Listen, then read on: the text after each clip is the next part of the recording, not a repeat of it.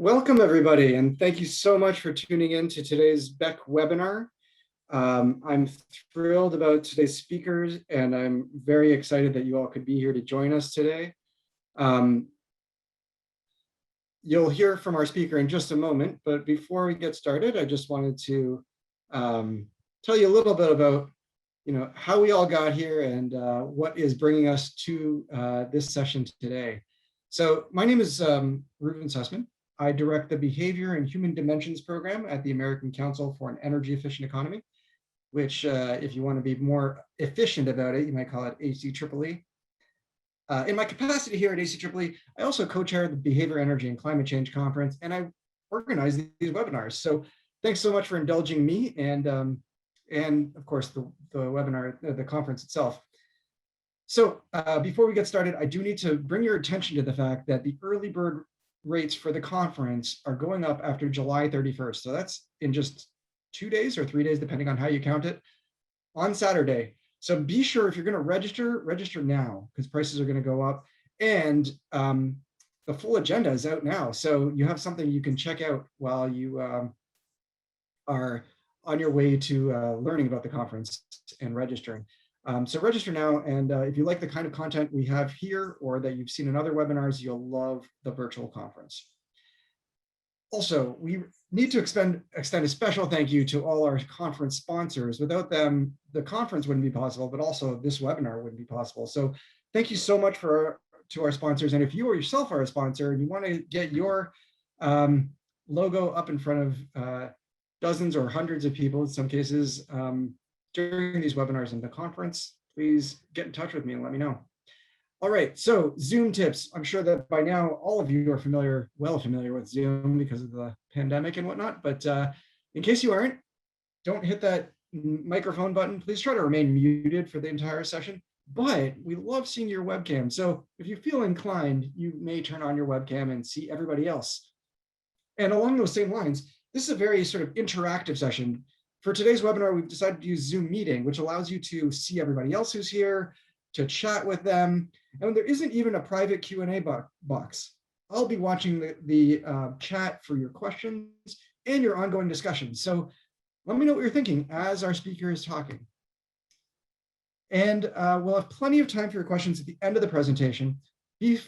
Feel free to submit them as we go through, and I will try to make a note of what's going on in the chat in terms of questions and discussion. We can bring that up at the end. So with that out of the way, I also wanted to give a plug for our next webinar coming up, very exciting. On August 31st, we'll have Dr. Sabrina McCormick talking about how climate storytelling can change our world. And what's so exciting about Sabrina is like this fascinating character who not only has been published in like big name journals like Science and Nature Climate Change, she's also a producer on an Emmy award-winning TV series. So I'll be very excited and interested to hear what she has to say next month. But without further ado, I want to introduce today's webinar, Reimagining Environmental Justice with Dr. Margot Brown. Margot is the Associate Vice President of Environmental Justice and Equity Initiatives at the Environmental Defense Fund. And what she does in that area can really help the rest of us in applying these sort of principles to what we do. So I'm going to turn it over now to Margot. Thanks for being here.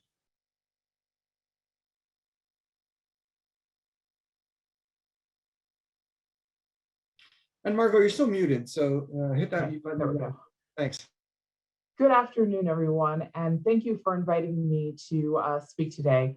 I hope that today's presentation sheds some light on how we're thinking about environmental justice here at EDF and just the big green space in general, as well as provides the opportunity for some discussion. I have lots of thoughts about how to approach this, but I also know that there's a lot that I can learn, and I'd welcome the opportunity to learn about how you're thinking about this. If you have any thoughts based on your expertise around things that I should incorporate or consider into my work, I would greatly appreciate that. So without further ado, I'm going to go ahead and get started and share my screen. Ruben, can you just give me a thumbs up if you can see the screen so that okay, perfect. It's looking great. Great. All right. So this afternoon, I've been asked to talk about how we're thinking about environmental justice. And when I say environmental justice, I should say more justice and equity, because at EDF, we're addressing environmental justice as well as climate justice. So the presentation today, I'd like to go over three key areas that all sort of flow into one another. The first is my own personal story around climate justice, and that starts with Hurricane Katrina. Then I'd like to talk just a little bit about the importance of the role of social determinants of health that are often overlooked when we talk about climate justice or environmental justice, and then how those two experiences have shaped the work that I'm doing now at EDF and reimagining equity and environmental justice. So here you have two images of New Orleans, Louisiana. The one on the left is the Superdome in the days immediately following Hurricane Katrina. And the image on the right is a Whole Foods grocery store that I shopped at frequently as a graduate student. So in 2005, I was living in New Orleans. I was a graduate student at Tulane University working on my doctorate, my doctoral degree. And the research that I was doing at the time was around environmental justice in Louisiana's industrial corridor. And that research and Hurricane Katrina forever shaped my experiences around climate justice and how I view climate justice. As we all know, the climate crisis punishes disadvantaged communities in many ways. And in the case of Hurricane Katrina and New Orleans, the devastation to the communities of color and low-income communities was so severe that it put all of these disadvantages in sharp focus for the entire world to see. A few days before Hurricane Katrina made landfall, I evacuated New Orleans. And 7 months later, when I returned to defend my dissertation, vast swaths of the city were still closed. Entire neighborhoods were still devastated and in disrepair. However, the uptown Whole Foods market looked exactly the same as it did a few days before the storm. So the storm landed on a Monday, and a week prior, when I did my grocery shopping, I'd gone to the Whole Foods in New Orleans uptown area, and I got all my food for the week and left a few days later and didn't return. And when I did return to defend my dissertation, almost everything in the city was closed. And my advisor was having a celebration because I had successfully defended my dissertation in her house. And I thought it'd be really nice to bring some flowers. Well, I was like, where am I gonna get flowers? And everything was closed. And someone said, oh, Whole Foods Uptown has got them. So I went up to the Whole Foods and it looked exactly the same as it did the week before Hurricane Katrina. Nothing was unchanged in the store. I mean, there were some houses around the neighborhood or some houses around the store that were being renovated or repaired, but for the most part, it looked exactly the same. And part of the reason why this store looked exactly the same was, first of all, it was situated on higher ground, and that was intentional because this was an area in the city where people had the economic resources to rebuild following the storm. So their grocery store is intact, their community is intact, several months after the storm. And just a few miles away in the lower Ninth Ward, 16 years after Hurricane Katrina, many vacant houses today still have the vacant notices pinned on the front door. Those who lived in the Ninth Ward, who once owned their homes, couldn't or didn't come back because they lacked the required resources to rebuild. This Black low-income community was flooded by an industrial canal that was built in the 1950s. And the reason why the canal was built was to shorten the distance for commercial shipping. And the canal's very construction wiped out the protective natural barriers that existed uptown, but were removed in the lower Ninth Ward and exposed residents to hazardous exhaust from industry for decades before Hurricane Katrina. And this act eventually destroyed their community. So now I'd like to share with you some images from the lower ninth ward to give you a better perspective on how great the devastation was. I know that a number of you are probably familiar with what happened in New Orleans in the lower ninth ward, but this is a really specific case study here. If you look here, you can see houses along Jordan Avenue. These houses were about 150 feet from where the levee broke. And what these images will show you is that it's a sort of an evolution over time of what has happened in New Orleans, specifically in the lower ninth ward. And this is what the community looked like a year before Hurricane Katrina. So a little bit of background on the lower ninth ward. It was one of the poorest areas in the city. The average household income in the lower ninth ward was about $28,000. However, the predominantly African-American neighborhood had an unusually high ownership rate of about 59%. This is really important to keep in mind because this community was incredibly unique. While it was low in income, it had an incredibly rich history and a number of people who had lived in the neighborhood for generations because they were homeowners. This community itself is physically split from the rest of New Orleans by the industrial canal that I just referenced. So this is what the lower ninth ward looked like immediately following Hurricane Katrina. The levee had been overtopped 40 years earlier by Hurricane Betsy, which had killed 75 people. And some of the vacant lots seen in this image are the remnants from that storm. The storm surge from Katrina caused the levees along the industrial canal to be overtopped by as much as 5 feet. And at 7:30 a.m., the levees failed in 2 locations. And you can see from this image right here on Jordan Avenue, the failure of the levee. So it's down at the very bottom center part of the screen.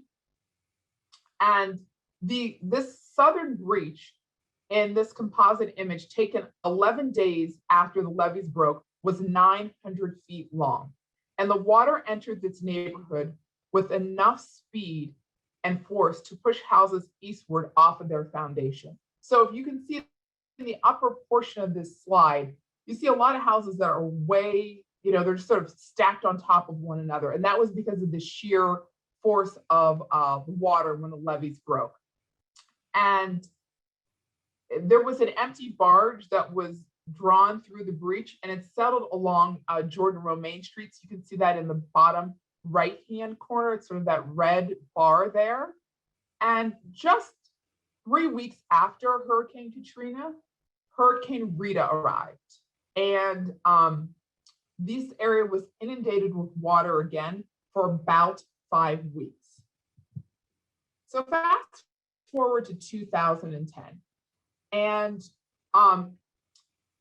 one of the major hindrances of rebuilding in the lower ninth ward was the financial assistance that was offered to residents. And it did not cover, it only covered the market value of the homes, which was typically 1/3 of the cost to rebuild the homes. Remember, I said this is a predominantly African-American, low-income community. Many of these people were unable to get flood insurance, or if they did, they were not fully insured to be able to rebuild their home. And so the cost to rebuild was astronomical, and a lot of people opted not to do so. There were a handful of folks who did decide to rebuild, and a number of them worked with Brad Pitt's Make It Right Foundation. And that was a major driver for assistance in rebuilding. Unfortunately, this program fell apart very shortly after it started. And it's created a host of additional and unintentional consequences for the residents of the lower ninth ward. This is the lower ninth ward in 2014.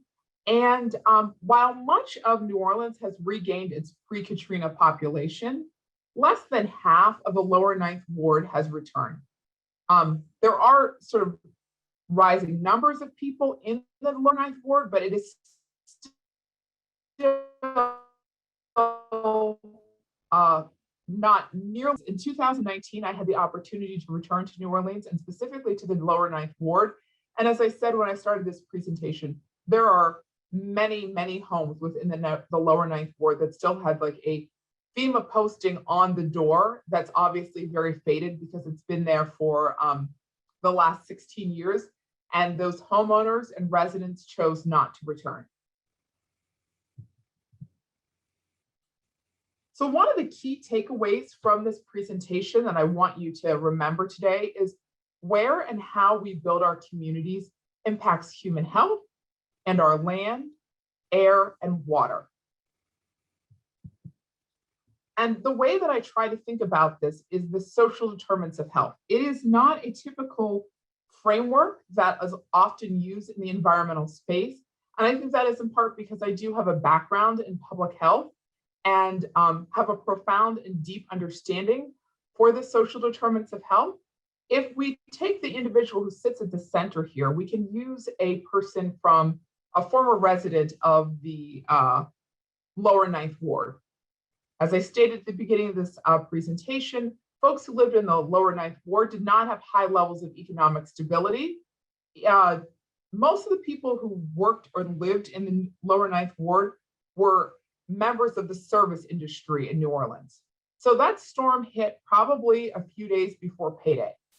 And many of the folks in this community lived paycheck to paycheck. So their economic stability was diminished greatly. And that's why you had so many people at the Superdome. In addition to that, there were a number of people who lived in that community who had a host of pre-existing health conditions. Their access to food was not what it was uptown. There was no Whole Foods that was built on higher ground. There was, I think it's 70% of the original inhabitants in the lower Ninth Ward had 70% did not have a high school education, and the neighborhood and physical environment was greatly diminished because of the canal. The one thing that the lower Ninth Ward had going for it was the community and social context. They had a tremendous sense of pride in their community, and they were a very tight-knit community. However, after Hurricane Katrina, with all the different forces at play, as you could see from the images that I just showed you, that community was annihilated. And while many have returned, it will, I won't say never, but it's highly unlikely that it will be the place that it once was. And when we begin to think about climate justice, we need to think about the lower Ninth Ward. We need to think about the larger picture of an equity. We cannot just think about the environment, because it is all the social determinants that will have a profound impact in our ability to address the climate crisis. So what I'd like to do right now is transition to how I'm reimagining justice and equity at the Environmental Defense Fund, and our approach for really thinking about how best to use the elements of the social determinants of health in our work. So I'd like to share a really powerful quote with you that it's part of our vision and principles. So in May of this year, EDF's Environmental Justice Council released a set of vision and principles. And these vision and principles are really the guiding force for how EDF will move forward as we begin to approach environmental justice. What you should know is that EDF does not have the best history when it comes to environmental justice. We, as an organization, have sort of had our day of reckoning and realized that we have lived within and benefited from systems that provided EDF opportunities that were not afforded to others. We have also been consistently intentional in, we've been inconsistently intentional in addressing the disproportionate environmental burden borne by marginalized communities, especially communities of color. And many times in our history, the policy stances that we took, the actions that we have taken were at direct odds with local needs and priorities. And what we learned from our EJ partners is we really need to think about co-creating and working to develop community-led solutions if we are fully going to address the climate crisis that we are in. So the three major areas of our vision and principles are taking a public stance and committing to becoming more authentic partners with EJ and frontline communities by, first of all, being transparent, being open about our agenda and what our objectives are. The next thing we need to do is begin to open doors to broaden access to donors and grant makers. EDF is a $250 million a year enterprise, and we have tremendous access to donors and grant makers that enable us to do the work that we are doing. We're also needing to learn how to stand with the communities that are most affected by pollution. And one of the things that we are doing as a first step is looking inward to examine how our structure, strategy, and culture can better reflect the global community that we serve.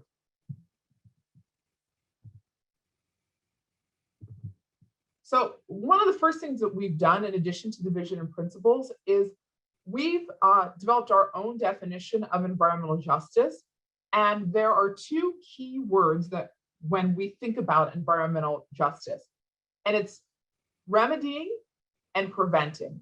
And so our goal now is to remedy environmental harms that have been purposefully or incidentally imposed on specific communities and prevent similar injustices from happening in the future. While this sentence is pretty clear and simple, the task of completing this work will be Herculean. As a result, I've developed an environmental justice strategy to uphold our vision and principles and to uphold how we're defining environmental justice. So I'm fairly new to EDF. I arrived about 8 months ago, and in a period of about 5 months, I met with between 200 and 300 people. And if you saw my Outlook calendar, you would recognize that this is not an exaggeration. I met with a host of environmental justice leaders. I met with a ton of people from frontline communities. I met with a number of former federal colleagues. I came from the EPA's Office of Children's Health Protection. I've also have a strong background in academia, so I met with a lot of my academic colleagues. I've met with a ton of EDF staff, a number of our donors, and folks from our trustees.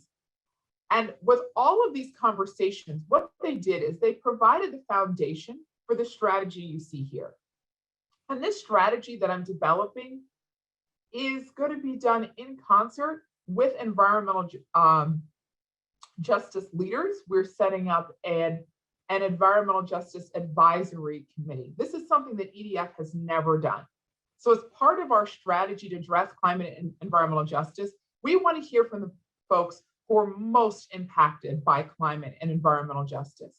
We are also working with our staff and those individuals who have expertise and lived experience at EDF and addressing climate and environmental justice. And the real plan here is to enable EDF to confront the pre-existing tensions with the environmental justice community and learn how to create global environmental solutions that are formed by environmental justice and frontline communities.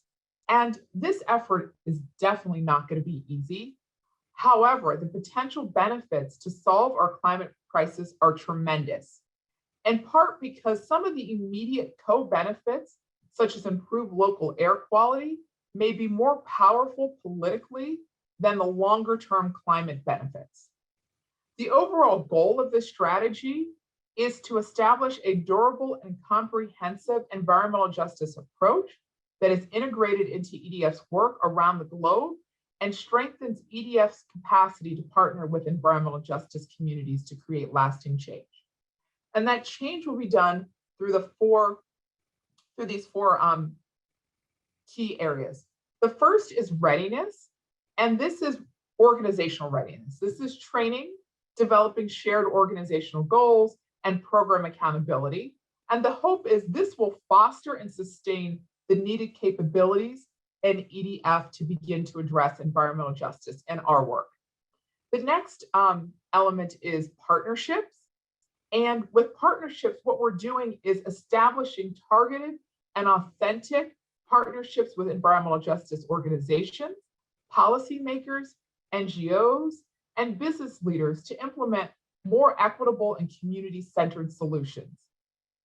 These partnerships can address the tensions and create more durable solutions by building and sustaining a culture of outreach and substantive engagement with environmental justice communities and other entities. And these partnerships must be based on a shared agenda and a common goal. This can no longer be EDF helicoptering in and telling these communities what we want them to do or how we want to partner with them, but this has to be a shared enterprise.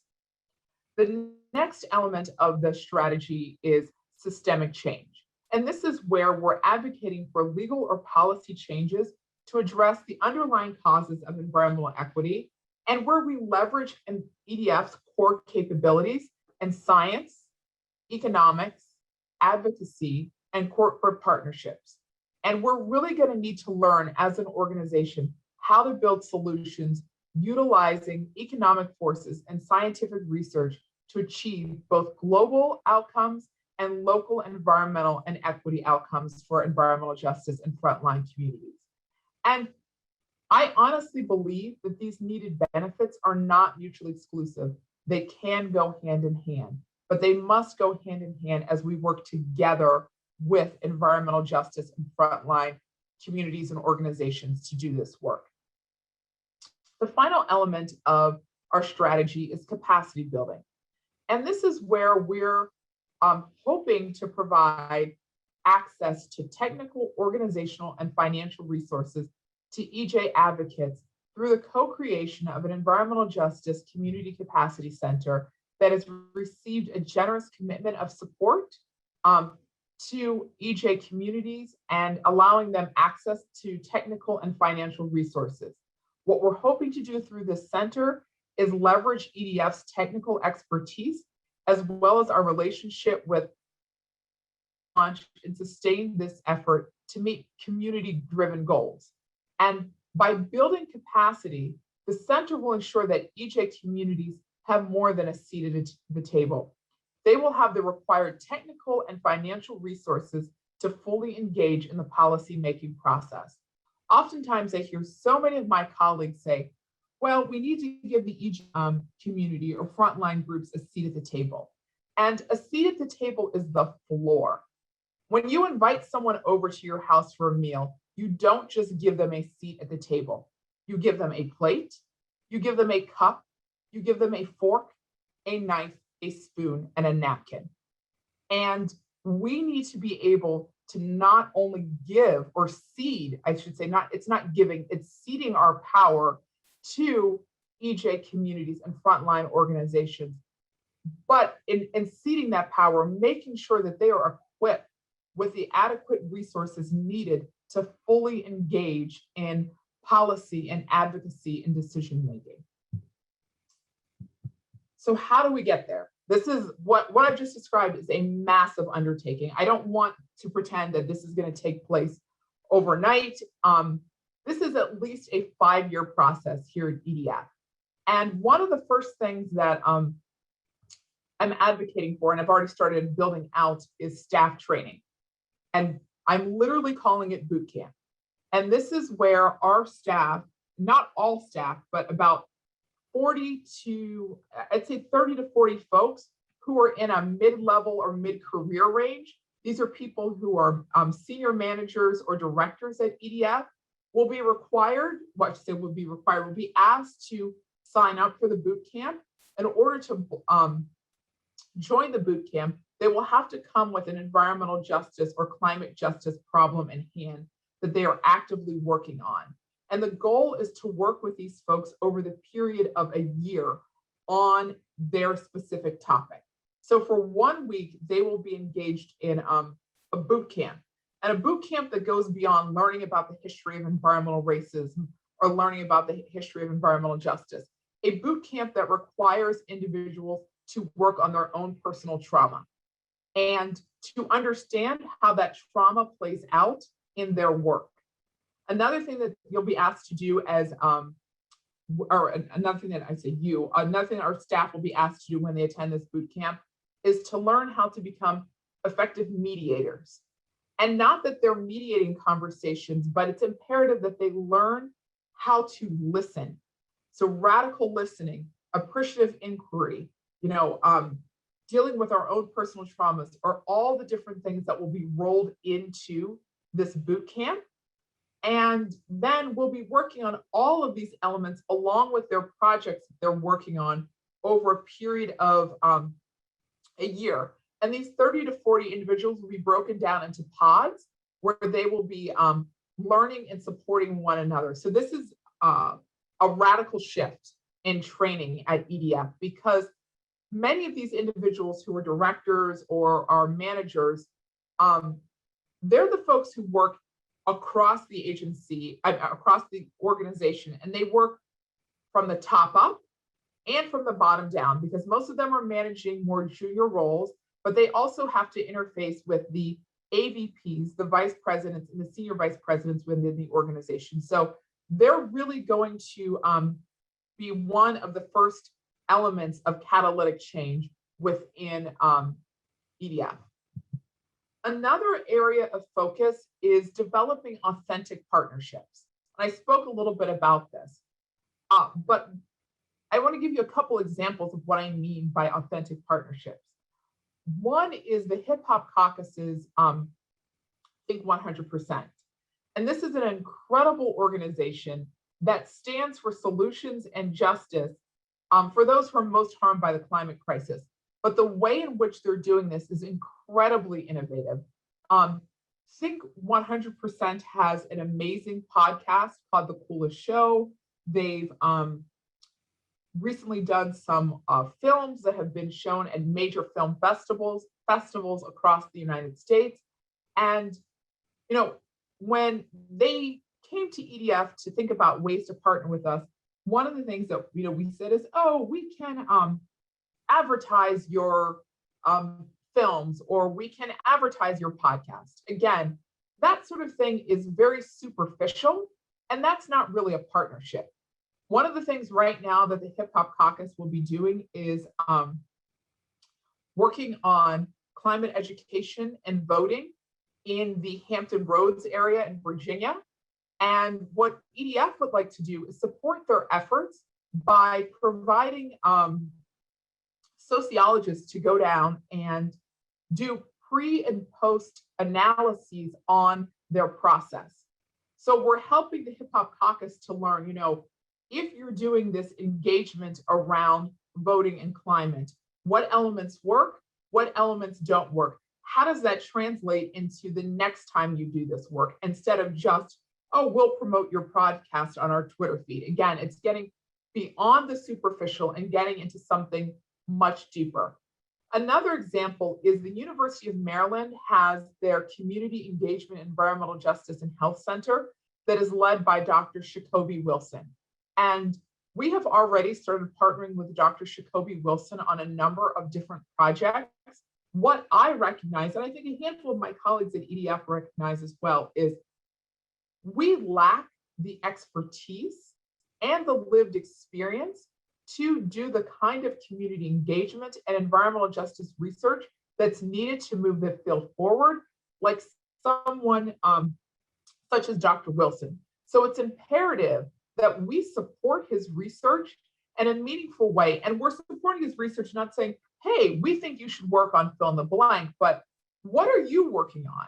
And how is what you're working on aligned with our goals? And is there something we can work on together that is aligned, where we have shared goals and priorities? And the final element is the Environmental Justice Community Capacity Center. As I mentioned earlier in the presentation, this Community Capacity Center has received a generous gift already, and the center will be stood up at the Tides Foundation. Tides is an independent entity, so because of EDF's prior reputation,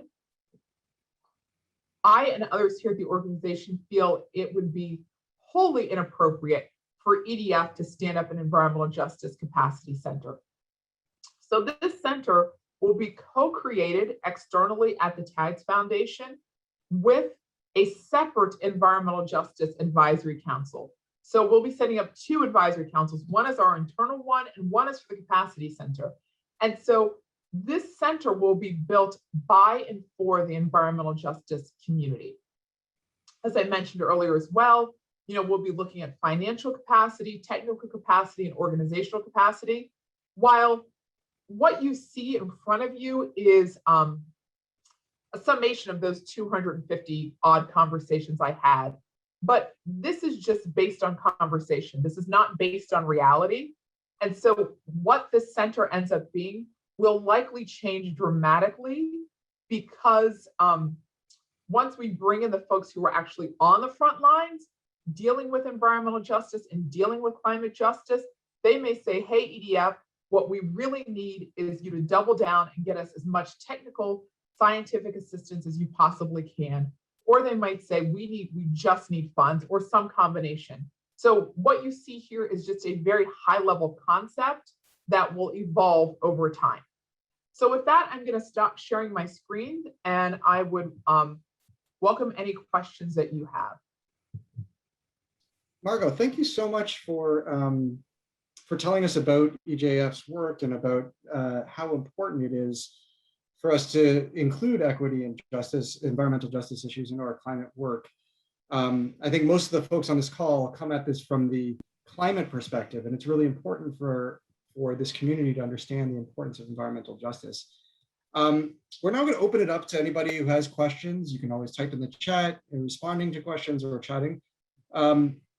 And we're also going to do something new, which is if you raise your hand, we can allow you to unmute yourself and simply ask the question as a human being, asking a question to another human being.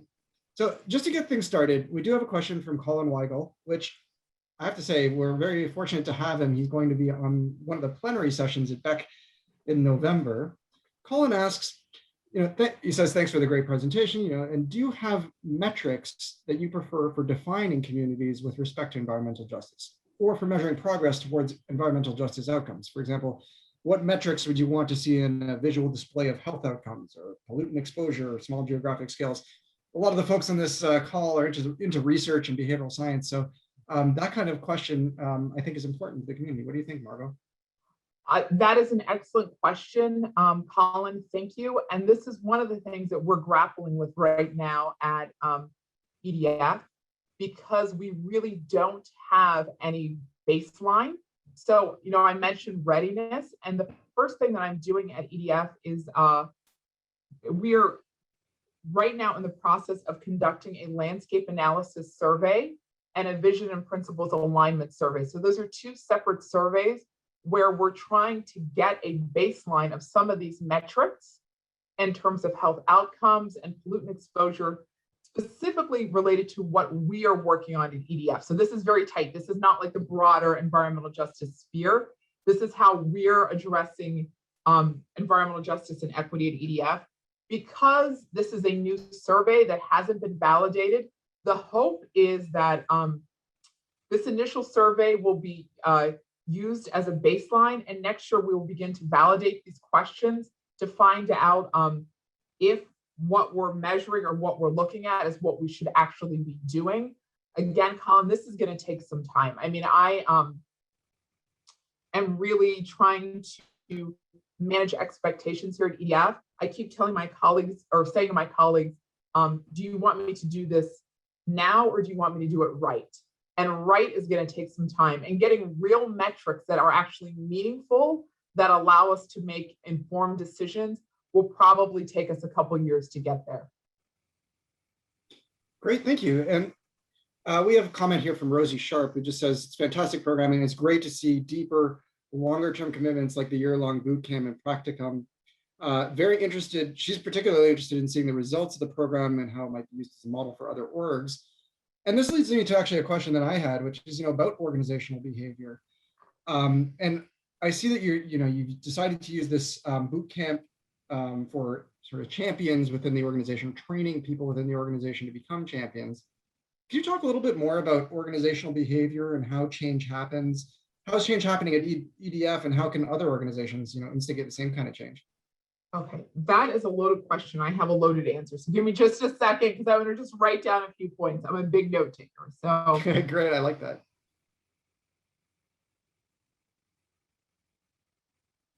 And just, I guess I got a direct question from Emily in the meantime while you're addressing that we will be sharing the slide deck and the recording of this webinar on our website and through direct email. So stay tuned for that. Glad to see that VEIC could use that information. okay. So I want to, I'm a big storyteller, and I'm going to share a story with you. When I first applied for this position, I was at the Environmental Protection Agency, and I had been there for 4 years under the Trump administration, and it was a very challenging time professionally, given the administration's assault on the environment and climate change. And after George Floyd was murdered, I knew that I could no longer sit on the outside looking in around environmental justice and equity. And I wanted to do more with my career. And so I decided to look for other opportunities. And when I saw this position at EDF, I was like, holy cow, this is amazing. This does not align at all with EDF's reputation. And so I called someone who I had had an informational interview with years earlier and said, are you for real? Like, is this for real? And she said, yeah, no, we're for real. And I said, no, I mean, is senior management behind this? Is the board behind this? Or is this just a performative exercise? And she said, oh no, we are 100% behind this, and this is not a performative exercise. And I think 7 or 8 interviews later, I got the job. And my first week on the job, one of the things that had happened was EDF had received a $100 million gift from the Bezos Earth Fund. And a number of folks on the staff, especially some of the more junior folks, were really troubled by this gift, given the need for, I should say, the tremendous need by climate justice and environmental justice groups. And once again, a big green was receiving this money. And I was shocked to see the range of organizational behavior. Within the Environmental Justice Council, we have about 20 individuals who are incredibly dedicated to justice and equity. And they were the ones who drafted the vision and principles. And I have never seen behavior like this before in an organization. I've also never seen senior leadership to really listen to the more junior staff and give them the floor and the opportunity to create change. That the council was also largely responsible for the position I now hold. They advocated for the position, and at one point, EDF had an AVP of diversity, equity, inclusion, and justice. And they were like, this is not enough. They are not the same thing. They are definitely related, but they are 2 different things, and you need 2 different roles. And they successfully lobbied for my position and my colleague's position, Rory Mohammed. As part of those vision and principles, the initial document that the Environmental Justice Council had created was so shocking to me. I could not believe that they put some of this stuff in writing. I mean, they were calling out colonization, they were calling out white supremacy. They were using phrases and language that I, as a Black woman, was shocked that others were using in a professional setting. And it's a really fascinating set of organizational behaviors that I'm seeing play out in front of me, Rosie, because you have a group of people who are so motivated and so activated, and leadership who's listening. Now, I think that if you talk to some folks internally, they would say, we're not moving fast enough and we still have a host of problems. And others who would say, we're hitting the mark, we've hired Margot, look what we're doing. But the organizational behavior is really a fascinating dynamic there, just because of the role that they have, or the, I guess it's not role, the space that they have ceded for more junior folks in the organization. And I also think that they've come to the realization EDF will be obsolete. We will be a dinosaur if we don't begin to lean in on climate and environmental justice. So there's a lot of amazing work that's going on with everybody on the council, as well as other people in the organization. And it's challenging in terms of behavior, because you have, the way that I've described EDF is like a third, and a third. So you've got 1/3 who's like the Environmental Justice Council, who's like, Bezos should give his money to the people who need it most, and we should be ceding power to power and funding to frontline organizations.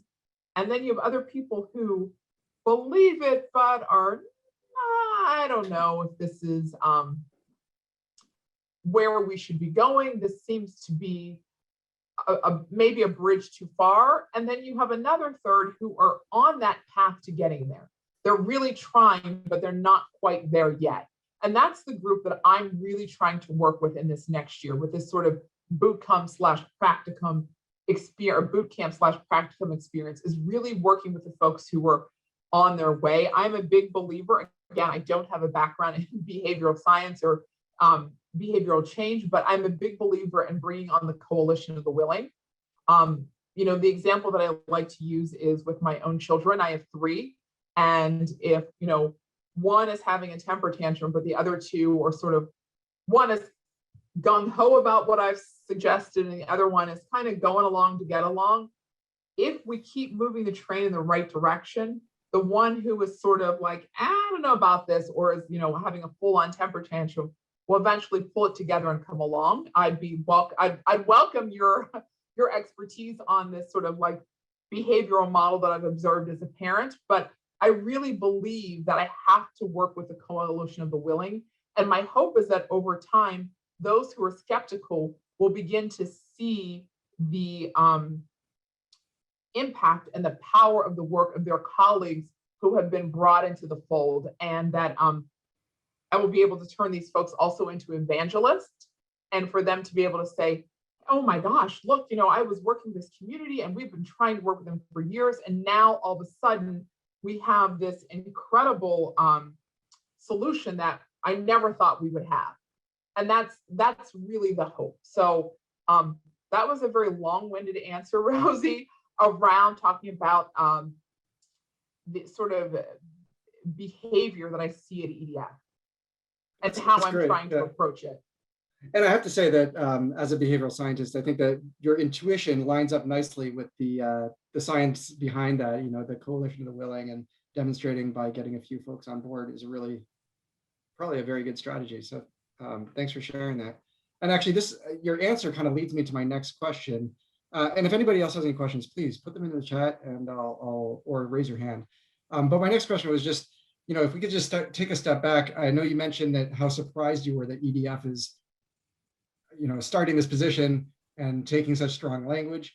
What is it? What kind of policies were causing problems before? And why were, some communities not interested in working with EDF? Could you just expand a little bit on the kinds of policies that EDF supported and why they damaged low-income communities or caused problems for low-income or communities of color? I'd be happy to do that. And I'll try and frame this in, I'll try and bring the whole presentation back home with respect to the social determinants of health and the example that I provided in New Orleans with the lower ninth ward and my own experience. As I mentioned, in the lower ninth ward, that industrial canal had been there for, over 50 years before Hurricane Katrina hit. And the canal allowed large ships to pass through. So the air quality in the lower ninth ward was already diminished. So now I'm going to add a fictional scenario on top of what is reality. Let's now imagine that with the cap and trade programs and policies that EDF has supported in the past, a facility comes into the lower ninth ward and says, hey, we're going to build widgets, and our widget factory is going to need so many credits to do this. And there's a place further uptown by the Whole Foods that has been turned into now a beautiful loft set of apartments. And they used to have a factory that had, put out so much environmental pollution. So they buy those credits from that uptown factory. And in the lower ninth ward, you already have a place that's very poor. They don't have the same level of education attainment or even educational opportunity. Let me be very clear that it's not just about attainment, it's about opportunity. You fold that in with now EDF's policy that they've supported, and the air quality is now made even worse. So the overall air quality for Louisiana hasn't gotten worse. The overall air quality for the United States has not gotten worse because we put a cap on it. But a place that was already fraught with a number of environmental challenges and socioeconomic challenges, there's more air pollution that's coming into that community. And we've seen this play out over and over and over again in environmental justice communities. And so EDF really has a lot of work to do in this arena because this is something that we deeply believed in. Another thing that we've done is, EDF comes with a host of very highly educated and respected people. And so when we're trying to solve a problem, we're going to the community or we're going to lower ninth ward and giving someone the solution. We're not engaged in radical listening. We're not engaged in appreciative inquiry. We're not standing still to listen and learn. And, the way that I have described a lot of the different places where we're working is there are community experts. And there are experts who know about water and weather and different changes as it relates to climate that we may not know because we have not lived in that community. And at EDF, we have to begin to respect, not just respect, recognize that their lived experience is just as powerful as someone who has a PhD. And it's just as important to understand that lived experience as it is to respect someone with a PhD. So it's really important to begin to educate ourselves on how we show up. And that comes back to the authentic partnerships, that comes back to the training, because we have made a host of mistakes over the years as an organization. And someone said to me in one of my interviews, well, how would you handle this? And I said, the first thing I would do is apologize. And in part of my 250-person tour or interview, I've apologized to a lot of people about things that I didn't even do. And the next thing that I have to do is now show up with action to say that my apology is not just a set of words, but that it is real and I'm backing it up with action. Great. I think that is really important for this group to hear, and just how things like cap and trade are able to shift behavior and mitigate climate change, but comes at a cost and it's not good for everybody. And actually, so this leads me to the next question, which I think you already kind of answered to a certain degree, but if there's a smaller nonprofit out there, EDF is a massive organization with a lot of funding. If there's a small group out there and their mandate is to mitigate climate change, they're thinking, I have a small budget, shouldn't I be spending every dollar on the most cost-effective way to mitigate climate change? How do you talk to those smaller groups about why it's important to include environmental justice? And I just want to note that we have about 5 minutes left. I think it really varies. I think the thing that I've learned in my experience is, where can you make the biggest impact as a smaller group? And I think it will, in terms of climate, it really is going to vary. Like, someone asked me recently, and this, I just came off of a job interview for someone who's applying for a position at EDF. And they asked me, what do you think is the most important thing we should be doing around climate? And I said, the most important thing we should be doing around climate is advocating for voting rights. And they said, what? And I said, advocating for voting rights. Because, what is it? I think 70% of all Black and Brown people vote as a bloc for environment. They vote for climate. They vote for candidates who believe in these things. So if you're running a smaller organization, are you partnering with your city council? Are you partnering with the mayor? Who are you working with? Where can you make change? Because change happens up and down a spectrum. Climate is a spectrum and a continuum. And there are a lot of places that are doing, small things that can have major impacts in a community. And these impacts sort of snowball or build upon themselves. So when I'm working with a community like that, it's trying to get them to think creatively, trying to get them to think outside of the box, and trying to get them to understand their power. It troubles me that everyone believes that EDF has so much power and other groups don't. EDF does have power, but we all have power. It's how we choose to use it. And I don't want that to come across as, people are making poor choices, because that's not at all what I'm saying. When I say choose to use it, is begin to think sort of innovatively, just like EDF is going to have to be innovative. It's to some of these smaller groups. Are there things that you can do that are more innovative to address the climate crisis? I get it, you're small, and this problem is massive. So where can you work to have impact based on your own skills and ability? Excellent. And with that, I think we're going to wrap it up. I just want to quickly remind everyone that there is another webinar coming up in 1 month's time, how storytelling can change our world, and you can register right now for that at becconference.org. That's going to be fantastic as well, just like today's webinar was fantastic. And I wanted to thank again, Margot, for taking the time out of your extraordinarily busy schedule. Thank you so much for joining us. I just want to bring attention, Marianne Bethel's comment, which I echo, which is thanks so much for echoing the importance of the lived experience. And on behalf of everybody else who joined today, I just wanted to thank you, and we really appreciate the work you're doing, and please keep us updated. This will be recorded, and we'll send you the notes and the slides in your email. So keep posted for that. Margot, do you have anything else you want to add before we go? I would just like to thank everyone who took time today to participate in the presentation. And I'd like to lean in on your experience and your expertise. So if there's something that I've said that resonated with you, or if there's an article or something that you think would be helpful for me to read, I'm on a path of learning and growth, and I'll be on that path of learning and growth for the rest of my life. And I'd welcome anything that you would like to share that you think would help make this program more durable, or the work that I'm doing more lasting. So I really deeply thank you for the opportunity. Well, that's very much appreciated. And so how can people reach you, Margot, if they want to send you something? My email address is at the bottom of the slide deck, and it's the last slide on the slide deck.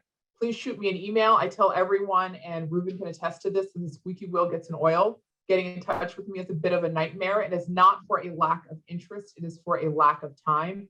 But really, I don't see multiple emails as anyone being a pest. I see multiple emails as I have not gotten back to you. So I deeply welcome the opportunity to learn more from your experiences. Thank you, Ruben. Thanks. And Margot, I've just dropped your email into the chat session, so everyone can copy paste that if they're interested. And Margot, I can attest to the fact that you're incredibly busy. Do respond, or rather do follow up if you don't get a response. And thanks again for taking time and being here.